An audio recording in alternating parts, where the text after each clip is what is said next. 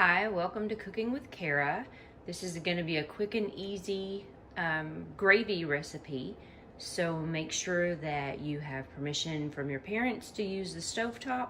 You will be using grease, but not at a high temperature. Remember, if grease ever catches on fire, don't try to put it out with water. Just get you a lid, cover the top of it, or put some flour or some baking soda on top of it, then put the lid on and smother the fire. Do not ever put it under water because it will cause it to spread and catch your house on fire. So we're gonna cook this at a very low temperature, so we shouldn't have any problems. First off, we're going to need about approximately, now this is my mother's recipe that came from her grandmother, and measurements are never done. So I'm measuring, may not use it all, may use a little bit more, but this is the base start. We have a 1/3 cup of milk.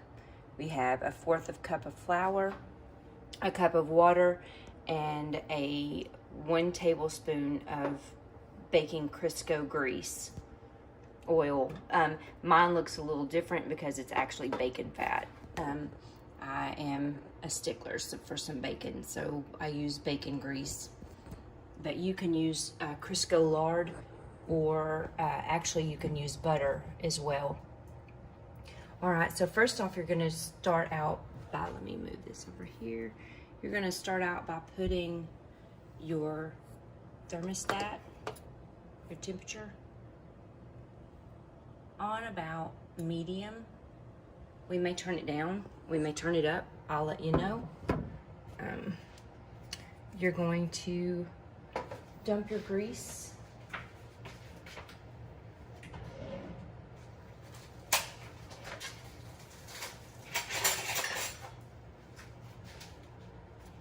You're going to put your grease into your frying pan, like so, and you're going to melt it.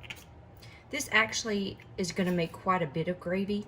If it's just you, you may want to use less gravy. You can use about that much if it's just you, but if you're making quite a bit of gravy, I use about a tablespoon of grease.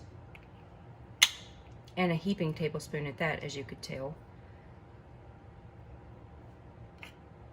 And that actually may be too much. Since it is just me, I tell you what, I'm just gonna make enough for me. Ooh, that's a lot of leftover, isn't it? Okay, so what you're gonna do is, once that heats up, I'm gonna turn it up a little bit higher, maybe to medium high, just to get it melted there. And you're going to need a spatula. I like one with holes in it because when you sift, it kind of breaks up the ingredients together and helps to kind of beat it.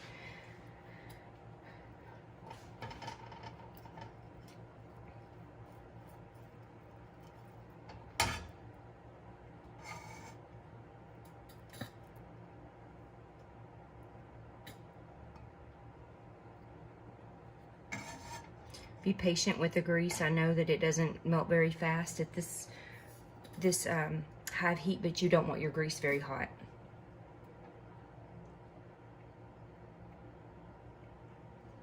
You only want it melted.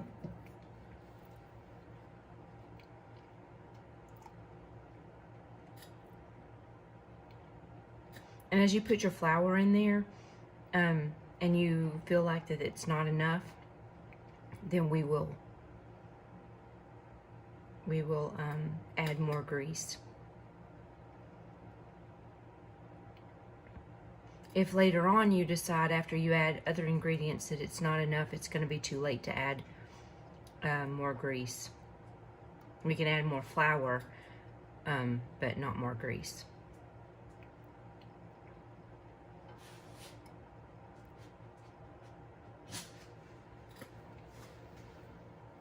And I think I'm going to put some of that oil back in there, that grease back in there. You may actually save this and have it for supper.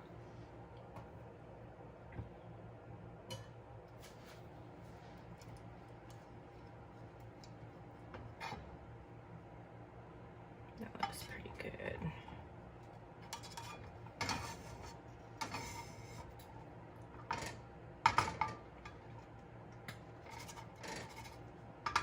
Okay, once you get your grease melted, you're just going to start putting flour in there until you've kind of got a roux. You don't want to put too much flour at first. And depending on what color of gravy you want, if you want brown gravy, if you want lighter gravy, depends on how long you cook this part of it right here. What you're going to want to do is make sure that all the flour lumps are out. And just a little bit more of your flour, mix it in there.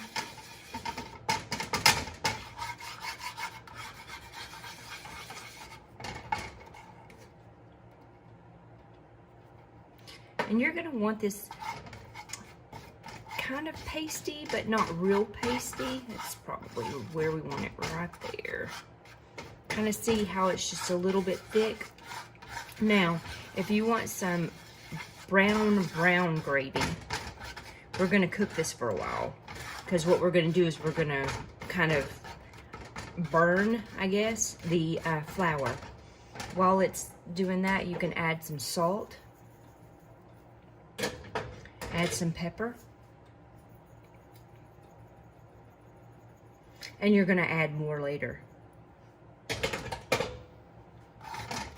And just kind of let that sit on that fire. We're going to turn the fire up to medium high. And you can start to smell it. It starts to smell like gravy. Isn't that weird how just 2 ingredients, and this is the basic ingredients of flour right here. Or flour of gravy.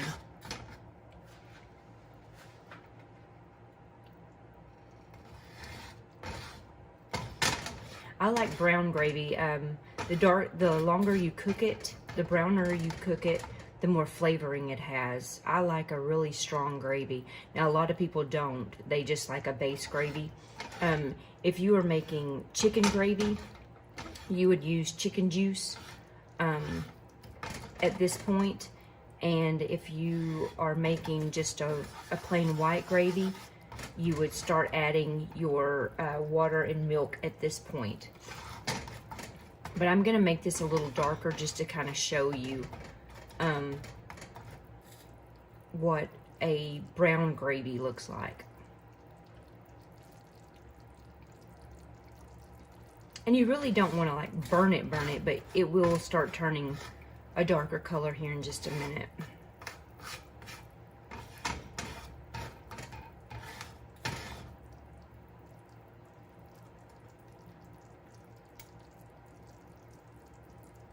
And it's amazing how this little bitty mixture right here makes an actual, makes actually quite a bit of gravy. Good on potatoes. We're going to put ours on bread today. And have gravy toast. But I'm going to do just plain white bread. We just moved and I don't know where my toaster is and I don't want to do it in the oven. So we're just going to, because I don't really know where my pans are either. So I'm just going to put it on regular bread.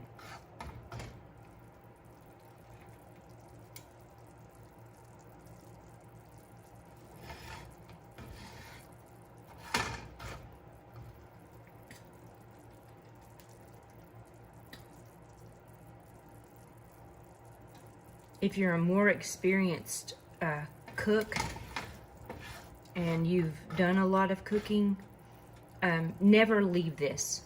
Always stay right here because, like I said before, it is grease, and grease will catch on fire if it gets too hot. That's how come you want to kind of continually stir it. But if you are used to cooking on the stovetop, you can at this point kind of turn it up closer to high to kind of speed up the browning process, but you want to be very careful and make sure that you're paying attention to it and that you're stirring it and staying with it.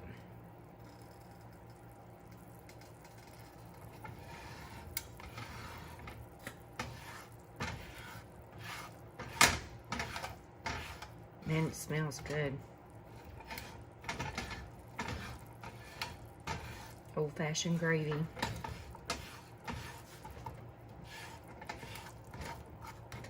See, I don't know if you can tell from there, but I can see it. It's starting to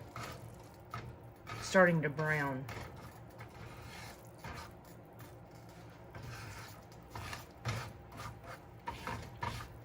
Now it's starting to get a little lumpy, so we're gonna kind of keep stirring it, so we don't want it to get too lumpy. All right, now it's starting to turn brown, so now is the time that you would decide how brown you want it. I like mine pretty brown, but I think we're gonna just about call it brown enough, and I'm gonna turn it back down to medium. Now I'm going to add my milk, and when you do, it's gonna curdle. I didn't add the whole thing of milk, but you'll see how it starts to lump together. That's fine, that's the way you want it to do, and you'll just add just a little bit more milk. Get all of that out, and you want it to do that, and then you're gonna go ahead and add the rest of your milk. Okay, so now you're gonna take your spatula and you're gonna like kind of push that on in there. Now you start adding your water. Pour your cup of water, and we may have to add a little bit more water. Okay, this is where the holes in the spatula come in handy, because all those lumps, they've got to come out. I'm gonna turn our heat up just a little bit more, maybe to medium high. We want all of those lumpies out of there, and so it's a constant stir, a constant mash. I'm gonna scrape the sides, make sure you get all that flour. And this is the reason why you can't add more grease, and you can't add, if you add more flour, what you need to do is add flour to cold water, get it a little bit liquidy, and then pour it in. Otherwise, it's gonna be harder to get the lumps out. So right now, this didn't make as brown of a gravy as I was hoping for. I may have put just a little bit too much milk and lightened it too much, but it'll be okay.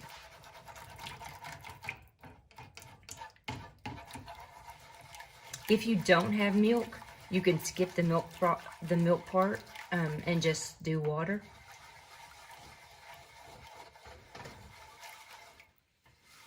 See how it's already starting to thicken up?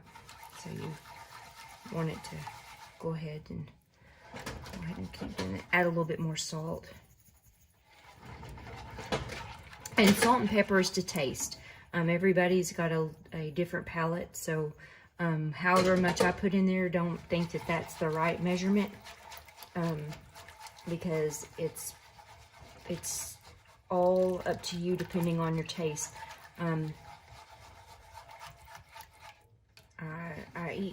I like more salt than I should.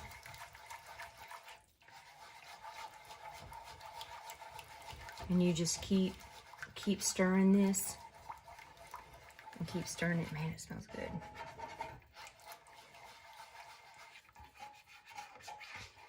See how the lumps are going? There's a couple in there. But you're just gonna keep stirring just like this, and constantly. It's starting to thicken up. Wish you could smell it.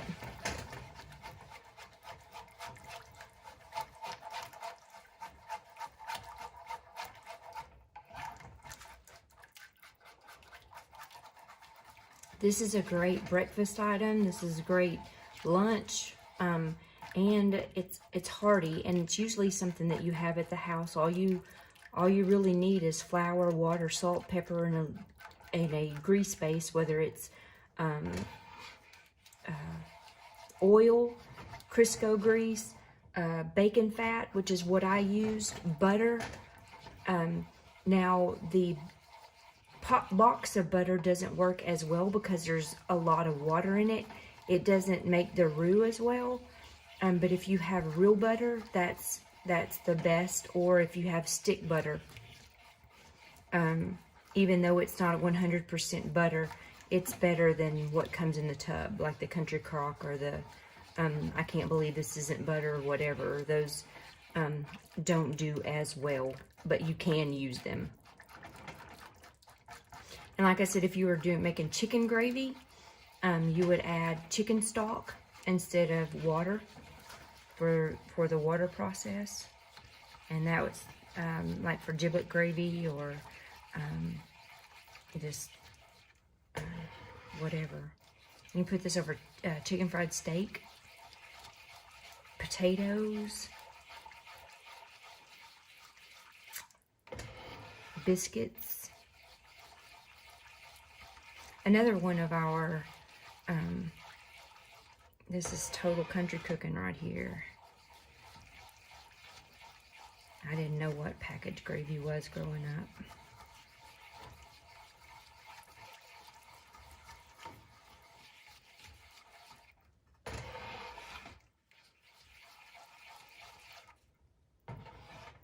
I'm going to turn it up just a little bit more to kind of speed this up.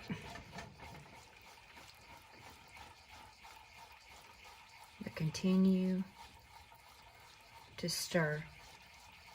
In just a minute, we're going to turn off the heat, and once we turn off the heat, it'll get thick on its own also.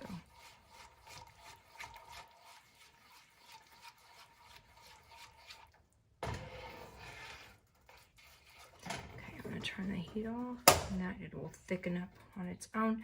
If you notice, we didn't quite use 1/4 of a cup of flour.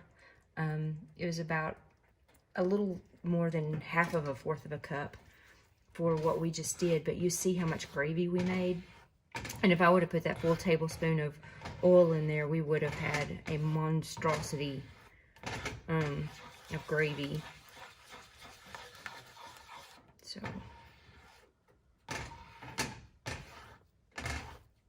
and this right here would probably feed, depending on how much gravy you eat, 2 to 3 people.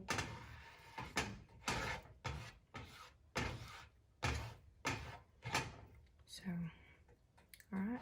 And if you want your gravy thicker than that, cook it more. That just cooks the water out. But I'm going to stop there.